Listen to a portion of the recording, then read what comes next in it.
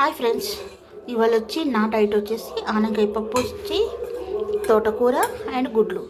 ఇది డైట్గా నేను తీసుకుంటున్నాను అనమాట. కంపల్సరీగా ఎవరు సిగ్గుపడకుండా మీ ఆరోగ్యాన్ని చాలా కాపాడుకోండి. ఎవరో ఎన్నో చెప్తుంటారు, ఎన్నో చేస్తుంటారు, కానీ ఏంటంటే మన డైట్ మనం చాలా కేర్ఫుల్గా ఉండాలి. ఇప్పుడు ఈ కాలం మా నాన్నమ్మ ఏంటంటే బాగా ఆకుకూరలు యాక్టివ్గా వర్క్ చేసేది, కానీ ఆమెకు ఒక్క ఇంజెక్షన్ కూడా ట్యాబ్లెట్ కూడా తెలియదు.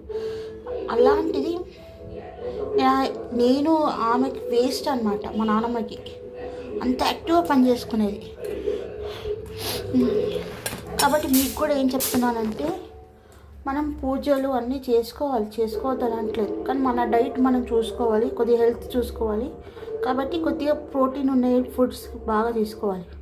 మన కాల్షియం కానీ, ఐరన్ కానీ, కాళ్ళ నొప్పులు కానీ ఇవన్నీ వస్తున్నాయి కదా, కొద్దిగా ఆకుకూర